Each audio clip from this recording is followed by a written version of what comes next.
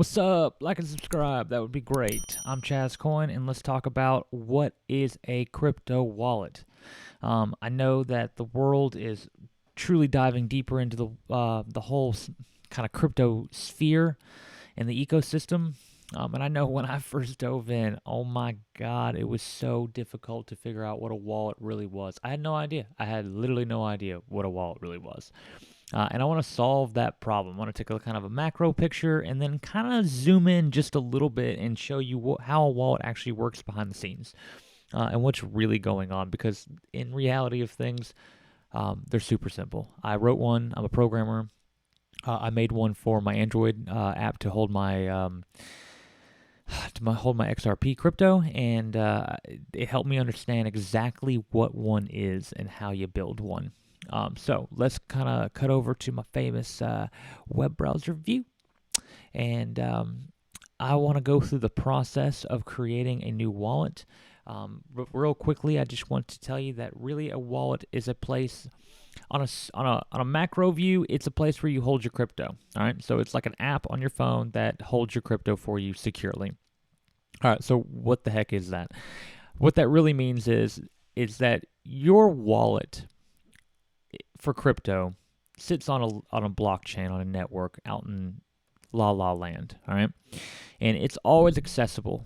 You don't have, it doesn't matter where you are or what you're on, you can always call the ledger and get information back from the ledger, all right?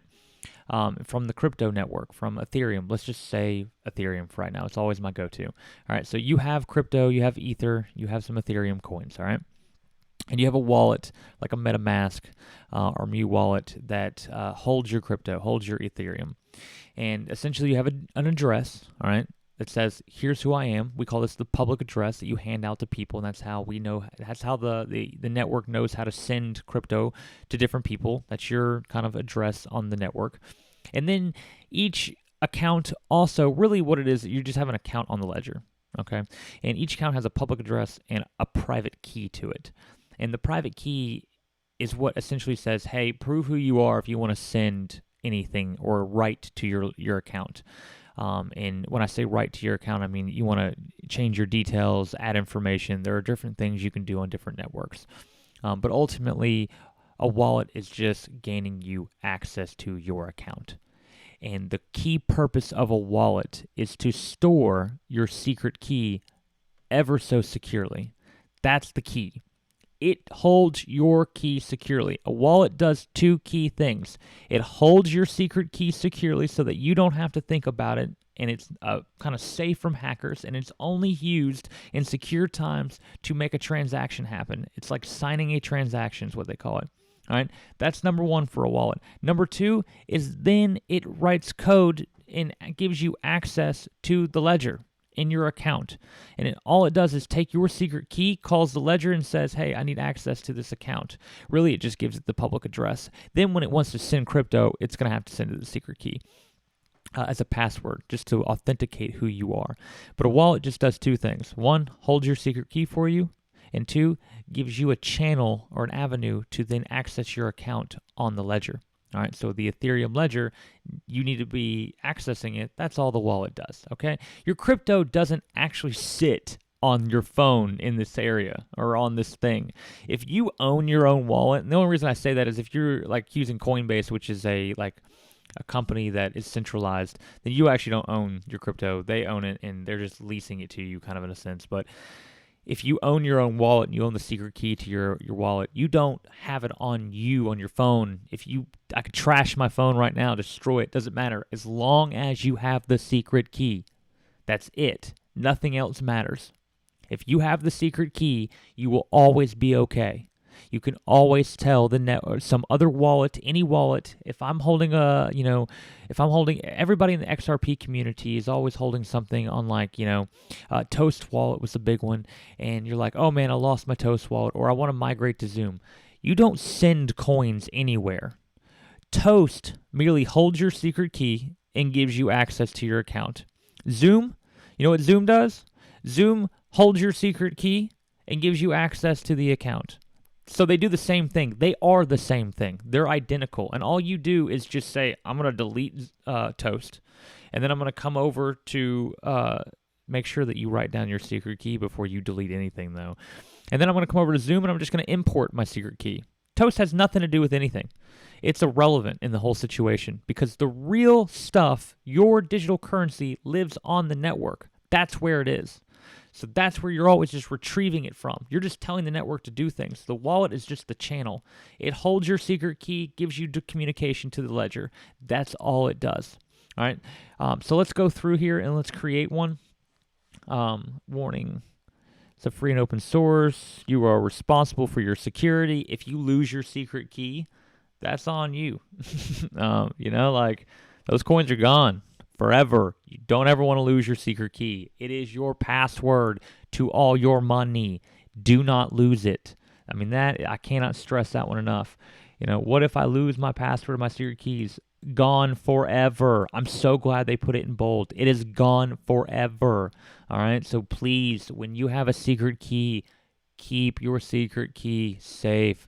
I'm so terrified about losing my crypto if I were to die or something, because I've put a lot of money into this, so like I put a lot of effort into this and a lot of effort into the community. I put my secret keys on a password protected flash drive that I encrypted and gave to my wife, and she has stored away that only she knows the password to get into. That gave her directions to do all of this to get that money back out if she were to ever need it and something were to happen to me. Because if I did not do that, that would be gone if something were to happen to me forever. Good luck trying to figure out where I've stored that crap and trying to get it'd be impossible. It'd truly be impossible. So I don't ever have the faith that would happen. Therefore, I've taken the steps now to make sure, because I own my own crypto, that my wife, at least, if anybody, has access to it if something were to happen. So that was really important to me. I cannot stress that part enough. You got to keep that secret key, and you got to keep it hidden, because if you give it up to someone, I mean, that's it. That account's compromised. So some helpful tips. I don't care right now. I just want to create an account, man. This is ridiculous. Download the Mew wallet. I thought we could just make one on here. This has changed, I feel like. That's unfortunate. Let's say make. Where is it?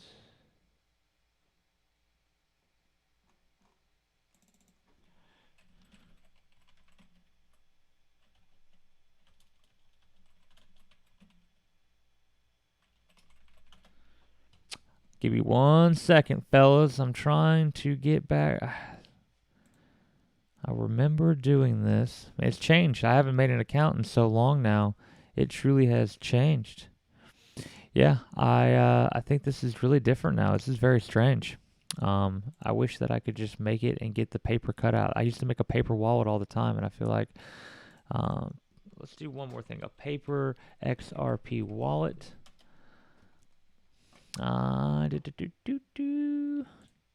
XRP paper wallet sounds interesting. Let's click on that. Generate a paper wallet. All right. That's what I'm looking for. Any longer, and I probably would have had to have cut that. That was pissing me off. All right. So a cold wallet. Securely hold the majority of XRP in funds. To provide optimal security, this account secret key should be offline. It just means that no one can access it through hacking you or anything like that. It is like in your house kind of a thing. Better watch out for fires and burglaries. But other than that, that's kind of how that works. There's warm wallets and hot wallets. Hot wallets are essentially, they're like active. I guess a hot wallet would be like, a custodial wallet, day-to-day, like someone like an exchange, Coinbase, something like that. A warm wallet would be more like Zoom or something like that, I'm pretty sure. Something that's kind of a toast wallet, something like that, that's kind of in between. It's offline in a sense, and it only gives out the secret key when you're doing transactions, which is pretty rare, actually. You're mostly just kind of messing around. And hot wallets, I mean, those are the ones that are like being transactions all the time, I feel like. So they have to have that secret key up there at all times, ready to go. All right, so let's create a wallet. Let's generate a paper wallet. Sweet. That was exactly what I wanted. This is a paper wallet. All right. So what it did was it just called the XRP ledger and it said, hey, I need a new account. And the XRP ledger said, cool, let me generate you one. And it did this algorithm in the background through some smart code. All right. And it generated this key. And what it did, it gives you a public and private key. All right, here's your public key and your public address by your QR code. This is all your public side is the way you need to look at it. Your public address and the little QR code to scan it when you want to. And then over here on the right-hand side would be your secret key. This is the key right here that is like your password. You do not want this to ever be given out. This, give to anybody, doesn't matter. This, you can never give it out. They gain access to your account immediately, and they can just transfer all your coins out, and there's nothing you can ever do about it. Call the police. Good luck. It ain't going to do you any good. They had your account. So this is a real account. You know, I'm not going to use it, but I wanted you to see what it was like. Now, you would have to send, I think, like 20 XRP into it because the XRP ledger requires there be like a deposit and like a holding of some. You have to fund the account. It's trying to keep people from just doing what I'm doing right now, essentially, where you just start making mass amounts of accounts and holding them, essentially. But ultimately, this would be a good account. If you took this secret key right here and you dumped money in, you know, if you took it and plugged it into Zoom right now, you'd have access to it. You and about everybody else in the world, whoever sees this video. So look at the views at the time that you watch this video, and that's about how many people have access to it at this moment, okay? So I suggest you never send a penny or ever use this account. Don't do anything with this. This is a live thing, okay? Like, you could just take this right now and start using this account, but I just would not do that. That would be so not smart. I almost want to monitor it and just see if anybody ever ends up using this account, but please don't. But that's ultimately what it does, and now you own an account, all right? And you save this. So you can save this as a paper. You know, you can go print this out and put it in your wallet or put it in your safe or whatever, and this will always exist.